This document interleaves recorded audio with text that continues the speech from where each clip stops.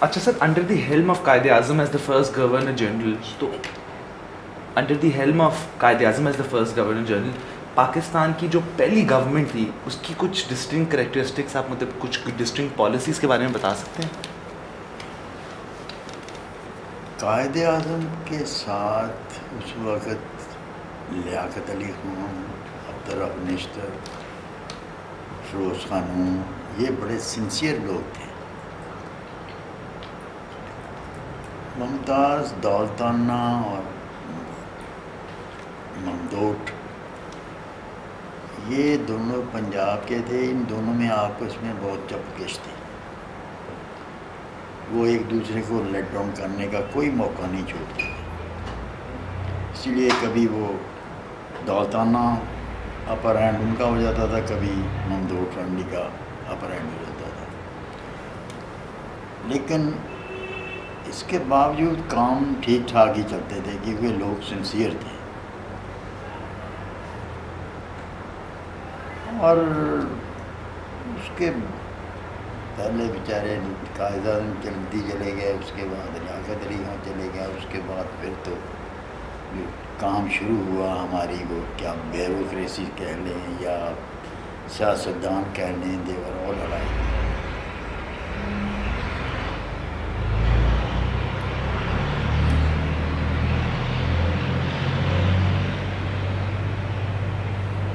سر آپ کی کبھی انٹریکشن ہوئی ان میں سے کسی لیڈر سے؟ میری 1956 میں شاید آئی تھنک فیروز خانوں سے ملاقات ہوئی تھی. وہ اس طرح کہ میں ان دنوں میں بینک میں تھا سعودی عربیہ میں. میں فلائی کر رہا یہاں سے لاہور سے کراچی, اور لاہور سے کراچی ان دنوں میں یہ کنویئر فلائٹس تھیں, جہاز تھے, اور 3 گھنٹے 3.5 گھنٹے لگتے تھے فرام لاہور ٹو کراچی. تو میرے وہ بھائی جو میں نے بتایا کہ جو ان دونوں ڈی ایس پی تھے, وہ ایس پی ہو چکے تھے, and he was principle for police training centre یہاں پر یہ والٹن میں. تو ان دنوں میں ہوائی جہاز کا اڈا یہ والٹن ہی ہوا کرتا تھا, تو کوئی اتنی ریسٹرکشن نہیں تھی. جہاز یہاں پہ کھڑا ہے 15-20 فٹ کے فاصلے پہ, اور آپ یہاں سے جا رہے ہیں, سارا کچھ ہو رہا. تو میں نے دیکھا کہ فیروز خانوں 1 یا 2 دن پہلے وہ اپنی پریمر شپ سے انہوں نے استعفیٰ دیا تھا, تو وہ اسی فلائٹ سے جا رہے تھے. اور جب وہ ایئرپورٹ مینیجر نے دیکھا کہ میرے بھائی, مجھے ان کو پتہ تھا میں اس فلائٹ سے جا رہا ہوں, تو وہ مجھے ملنے کے لیے آئے.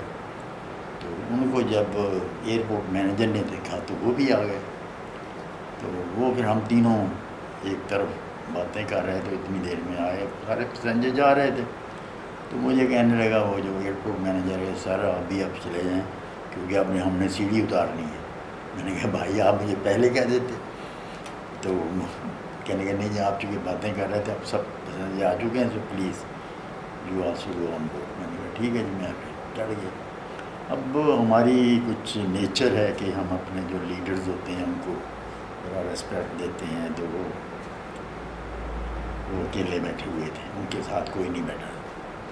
تو میں نے کہا چلو آج میں ان کے ساتھ ذرا بیٹھتا ہوں, I will have little chat with them. میں ان کے ساتھ جا کے بیٹھ گیا. تو وہ اپنے ایک رسالہ پڑھ رہے تھے. میں نے بھی دیکھا کہ 5-6 فٹ کے فاصلے پہ پہنچ تھا, وہاں سے میں نے بھی رسالہ لیا, میں نے پڑھنا شروع کر دیا. جہاز اتنی دیر میں چل پڑا, اور وہ رسالہ بھی اتنا انٹرسٹڈ نہیں تھا, تو میں اٹھ کے جا کے اس کو پہنچ میں رکھا, دوسرا رسالہ لیا. جب میں واپس آ رہا تھا وہ ایئرپورٹ آ گئی. ایئرپورٹ جب آتی ہے تو آپ یکمشت وہ ساتھ تھا, تو میرا جو ہاتھ تھا وہ ان کے ہاتھ کے اوپر لگ گیا, نہیں اب زور ذرا لگا. تو مجھے وہ کہنے لگے کہ چلتے جہاز میں چلنا نہیں چاہیے. میں نے کہا I was not strolling, I just went to fetch the magazine. ہماری بس گفتگو شروع ہو گئی. اس کے بعد میں نے چونکہ میں تو ستا ہوا تھا، یعنی میں نے 13 ممبر فیملی کے لوز کیے تھے اور پھر کوئی چیز نہیں لی تھی. یہ کوٹھی میں نے لے کر اس کے بعد میں چلا گیا تھا ایسٹ پاکستان. جب اکاؤنٹس آفیسر ہو کر گیا تو میں نے اپنے بہنوئی سے کہا، میں نے آپ اپنا کلیم دکھائیں اور آپ اس کو اپنے نام الاٹ کروا لیں ورنہ کوئی اور لے جائے گا. تو وہ پھر کوٹھی انہوں نے اپنے نام کروا لی. تو میں جب اکاؤنٹس آفیسر وہاں سے ڈھاکہ سے واپس آیا اس کے بعد میں سعودی عرب چلا گیا. اب میں نے کہا دیکھو میں نے سب کچھ دیا ہی دیا ہے. جب میں باہر تھا تب بھی میں ان کو فارن ایکسچینج بھیجتا تھا، اب بھی میں پاکستان کو فارن ایکسچینج بھیج رہا ہوں. میں نے کچھ نہیں دیا. تو میں تو ستا ہوا تھا، بہت زیادہ میرے دل میں غبار تھا. تو میں نے جو لتاڑنا شروع کیا اپنے لیڈروں کو، اپنے سیاستدانوں، بیوروکریسی، سب کچھ پوچھے نہیں آپ. میں داد دیتا ہوں اس شخص کی کہ اس نے بڑے تحمل مزاجی سے میرا یعنی ساری بکواس سنی. Actually I was very much. آپ ایک میں جوان تھا، دوسرے ستا ہوا تھا، تو آپ اندازہ کر سکتے ہیں اس شخص کی کیا کیفیت ہو سکتی. اور یہ میں نے اس کو ظاہر کر دیا کہ میں تم کو پہچانتا نہیں ہوں. تو 2-3 گھنٹے تک اس نے بڑی پیشنس سے میری بکواس سنی. اور جب ہم لینڈ کرنے لگے، میں by the way are you refugee اور لوکل میں، تو وہ کہنے لگے آئی ایم فیروز قانون. وین ہی سیڈ فیروز قانون I just jump from my seat and excuse me sir, to tell you the truth, I have lived all my life abroad and I do not know about my leaders. So excuse me, no. You said the right thing. I did not know what are the feelings of people abroad. اب مجھے تمہاری باتوں سے اندازہ ہوا کہ لوگ ہمیں کیا سمجھتے ہیں. تو میں I was really impressed by that gentleman. اور اس کے بعد پھر ہم جہاز لینڈ کر ہم چلے گئے. لیکن آج کل کے جو لیڈرز ہیں، آپ ان کے ساتھ ذرا بات کر کے تو دیکھیں، آپ کو دوسرے دن اندر کروا دیں گے. کیونکہ مجھے یاد ہے میں آ رہا تھا، یہ کوئی 10-12-14 سال پہلے کی بات ہے، اسلام آباد سے لاہور. تو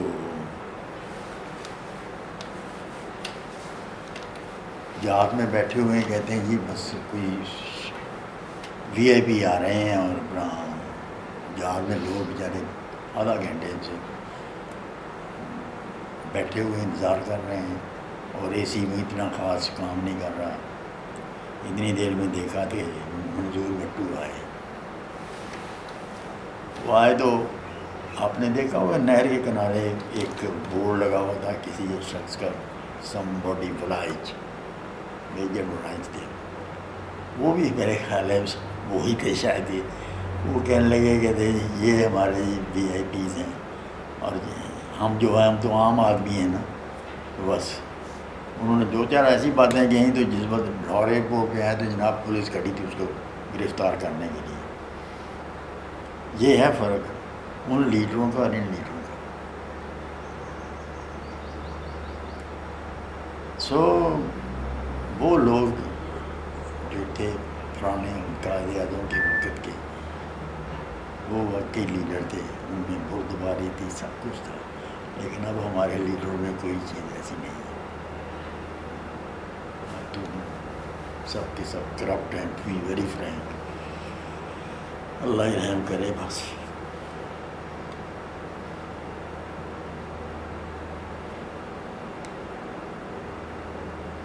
سر آپ نے جب مجھے واقعہ سنایا، آپ نے کہا یہ آپ کے ساتھ فلائٹ پہ پیش آیا تھا. سر کون سی ایئر لائنس تھی اس وقت؟ اس وقت پی آئی اے تھی. پہلے جو تھی نا، میں جب گیا ہوں اکاؤنٹس آفیسر ہو کر ایسٹ پاکستان میں، پیپر مل پروجیکٹ تھا. لیاقت علی کی ڈیتھ کے دوسرے دن میں نے فلائی کیا تھا فرام لاہور ٹو ڈھاکہ. اور it took us 9 hours from here to Dhaka. اور راستے میں میرے خیال میں دہلی یا پتہ نہیں کہیں رکا تھا جہاز ریفیولنگ کے لیے. اس وقت اورینٹ ایئر ویز تھی.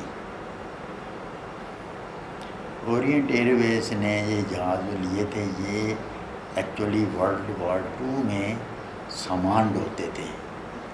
یہ جہاز جو تھے جو انہوں نے لیے ہوئے تھے فار پیسنجر کیریئر, یہ سامان ڈھونے کے جہاز تھے.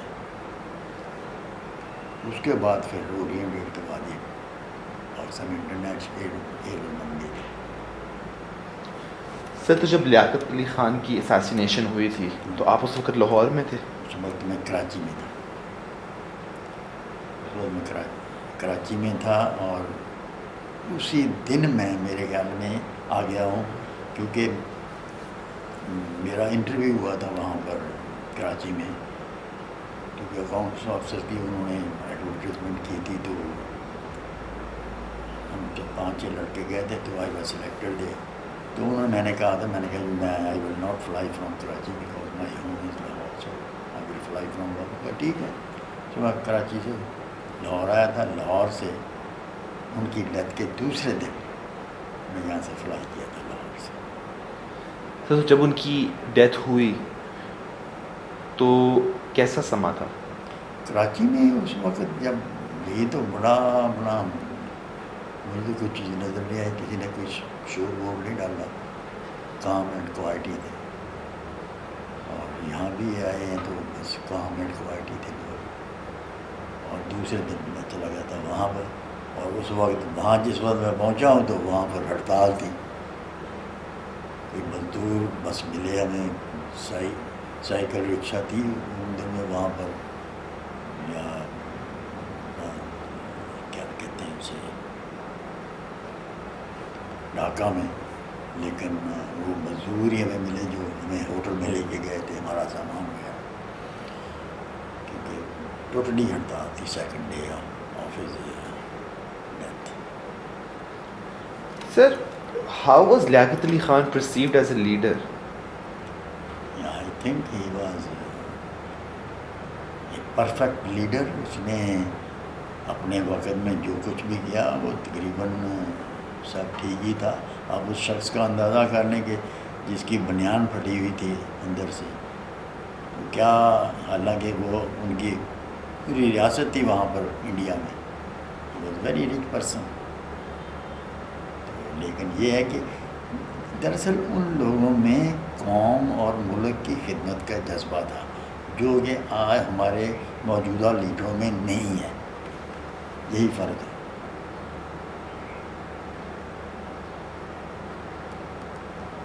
ہمارے اب سارے سیلفش لیڈرس ہیں. They are all thinking for themselves, not for the country اور the people of the country.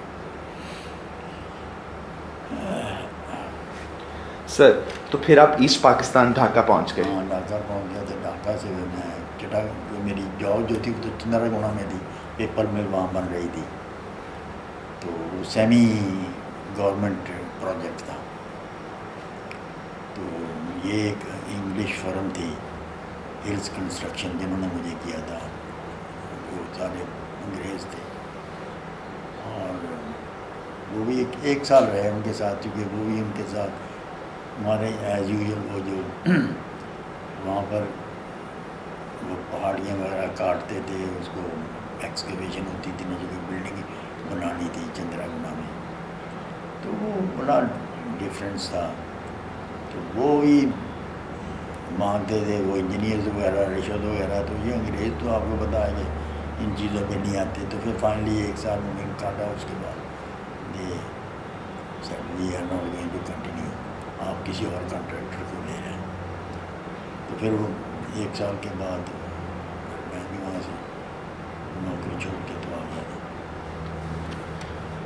سر جب آپ ڈھاکہ پہنچے تھے تو ڈھاکہ سٹی کو آپ ڈسکرائب کر سکتے ہیں اس وقت کی؟ ڈھاکہ سٹی اس وقت بھی it was very very crowded place, سچی بات ہے. اور لوگ بیچارے وہاں اس وقت ویسٹ پاکستان سے تو بہت کم لوگ گئے ہوئے تھے. عام طور پہ میرے خیال میں ان دنوں میں ویسٹ پاکستان سے ان لوگوں کو بھیجا جاتا تھا جن کو وہ ڈس لائک کرتے تھے، یعنی انہیں ان ادر ورڈ جن کو سزا دینی ہوتی تھی ان کو ایسٹ پاکستان بھیج دیتے تھے. تو میں جس وقت گیا ہوں وہاں پر ڈھاکہ میں چیف کمشنر جو تھے وہ پیر حسن الدین تھے. At that time in 1952 or 51, I don't exactly remember. یہ یاد کریے 51 میں ہوتے یا 52 میں ہوتے. تو وہ میں جس وقت گیا ہوں میں کسی کو نہیں جانتا تھا. کراچی میں میرے ایک دوست تھے تو انہوں نے کہا کسی کو جانتے ہو اپنا ایسٹ پاکستان؟ میں نے کہا میں تو کسی کو نہیں جانتا ہوں. تو کہنے لگے ٹھیک ہے میرے بہنوئی جو ہیں وہ ہیں وہاں پر ڈپٹی اکاؤنٹنٹ جنرل، میں ان کے نام آپ کو ایک خط دے دیتا ہوں. میں نے کہا ٹھیک ہے. وہ تھے لیفٹیننٹ کمانڈر نیوی میں. انہوں نے مجھے لیٹر دے دیا ان کے نام ڈپٹی اکاؤنٹنٹ جنرل سے، حاجی سردار محمد سرفراز کا. وہ بڑے نوبل قسم کے انسان تھے. آپ کہہ سکتے ہیں کہ وہ صحیح اللہ کے نیک بندے تھے، کیونکہ میں نے دیکھا وہ موڑا شریف جو ہیں یہاں پر مری میں وہاں پر ان کے پیر تھے، اور انہوں نے ایسٹ پاکستان سے تقریباً جتنے منسٹرز تھے نا سب کو وہاں پر بھجوایا تھا. وہ خود بیعت نہیں کرتے تھے، اپنے مرشد کے پاس ہی بھیجتے تھے یہاں پر. بس such noble person India deputy accountant general ہے. تو میں نے وہاں جا کر دیکھا کہ وہ کوئی ڈائریکٹری میں ان کا نام ہوگا تو ان کا نام نہیں تھا، اکاؤنٹنٹ جنرل کا نام تھا. تو میں نے ان کو ٹیلی فون کیا. میں نے کہا جی میں ہم لوکنگ فار سردار حاجی سرفراز خان. تو وہ ان کا ڈائریکٹری میں نمبر نہیں ہے تو آپ مجھے ان کا نمبر دے سکتے ہیں؟ کہنے لگے نہیں وہ میرے پاس ہی ٹھہرے ہوئے ہیں. تو لیکن اس وقت وہ پیر حسن الدین کے پاس ہے. میں نے کہا یہ کون شخصیت ہے؟ کہنے لگی وہ کمشنر ہیں ڈھاکہ ڈویژن کے، اس وقت ان کے پاس ہے. تو میں نے کہا جی ان کا نمبر مجھے دے دیں. انہوں نے ان کا نمبر مجھے دیا. تو میں نے انہیں وہاں کال کیا تو ان کے سیکرٹری نے اٹھایا. تو میں نے کہا جی میں آیا ہوں لاہور سے اور میں ملنا چاہتا ہوں حاجی صاحب سے، اور مجھے پتہ چلا ہے وہ یہاں کہتے جی ہاں وہ نماز پڑھا رہے ہیں اور آپ یہاں آ جائیں. میں نے کہا بھائی میں کیسے آ سکتا ہوں، ہڑتال ہے، میں اس وقت ہوٹل میں آیا ہوں. تو کہتا اچھا کون سے ہوٹل میں؟ میں نے ان کو بتایا ڈھاکہ روڈ. کہنے وہیں ٹھہرے میں گاڑی بھیجتا. انہوں نے جناب گاڑی بھیج دی. میں پیر حسن الدین کی کوٹھی میں چلا گیا. میں جب گیا ہوں تو ڈرائنگ روم میں نے دیکھا 10-12 لوگ بیٹھے ہوئے تھے. ان میں مجھے ایک میرے ناٹ سیکنڈ کزن کوئی مطلب ہے ہمارے رشتہ داروں میں ہی تھے. میں نے ان کو بیٹھے ہوئے دیکھا، وہ آرمی تھے، کرنل تھے، کرنل نیازی. ان کو وہ تو انہوں نے مجھے چھوٹے دیکھا ہوا تھا، وہ تو نہیں مجھے پہچان سکتے، لیکن میں ان کو دیکھا ہوا تھا جب وہ آرمی میں گئے تھے. اس کے بعد وہ وہاں ان کو میں نے پہچان لیا. میں بھی وہاں بیٹھ گیا. اتنی دیر میں وہ حاجی صاحب نماز پڑھا کے پیر حسن سارے ڈرائنگ روم میں آ گئے. تو انہوں نے کہا جی کون صاحب آئے ہیں؟ میں نے گیا تو انہوں نے رکا لیا مجھ سے. پہلے تو انہوں نے مجھے گلے لگایا تو میں دیکھ کے حیران رہ گیا کہ اتنا بڑا آدمی، ان کا سفید کرتا، سفید شلوار اور اوپر سے ایک پٹکا سا. کہنے لگے کہاں سے آئے ہیں؟ میں نے کہا جی لاہور سے. کہنے لگے لاہور سے پہلے کہاں تھے؟ میں نے کہا جی پہلے ہوشیارپور. جب میں نے ہوشیارپور کا نام لیا تو میرے وہ کزن جو تھے وہ ذرا انہوں نے خیال کیا، کہتا تم شہر سے ہو کسی گاؤں سے؟ میں نے کہا نہیں گاؤں سے. نے کون سا گاؤں؟ میں نے کہا بسی جوڑا. تو اٹھ کے کھڑا ہوا کہتا کس کے بیٹے ہو؟ میں نے کہا یہ عنایت محمد. تو اٹھ کے آگے اس نے مجھے گلے لگا لیا. تو پیر صاحب فرمانے لگے کہ لو جی نیازی صاحب کے رشتہ دار تو آنے شروع ہو گئے ہیں, اب ان کا جی لگ جائے گا. I still very vividly recall all that. بعد جب وہ گپے ہو تو بھاتی رہی, ساری باتیں ہوتی رہی کافی دیر تک. تو وہ مجھے انہوں نے وہاں سے میرا سامان اٹھوایا, اپنی کوٹھی میں لے گئے. اور میں پھر 2 دن وہاں رہا, اس کے بعد میں چلا گیا چٹاگانگ سے بھائی کرناولی ریور. ان دنوں میں اب تو سڑکیں بن گئی ہیں بہت, وہاں پر ہر چیز ہو گئی ہے, لیکن ان دنوں میں صرف بائی بوٹ آپ جا سکتے تھے چندر گڑھ. تو چندر گڑھ جو ہے میں وہاں پہ اپنی رپورٹ کر دی. تو وہاں پر سارے کے سارے میں نے دیکھا 80% اسٹاف جو تھا وہ حیدرآباد دکن سے تھا, کیونکہ ان دنوں میں اتنا زیادہ وہ لوگ نہیں تھا. آرام سے وہ لوگ انڈیا سے آتے تھے وایا ایسٹ اپنا کلکتہ ادھر ایسٹ پاکستان میں, پھر وہاں سے کوئی وہاں ٹھہر جاتے تھے, کوئی کراچی آ جاتے تھے. ان دنوں میں اتنی زیادہ ریسٹرکشنز نہیں تھی. تو اچھا تھا وہاں پر 80-90% اسٹاف جو تھا وہ حیدرآبادی. میں اکیلا پنجابی تھا.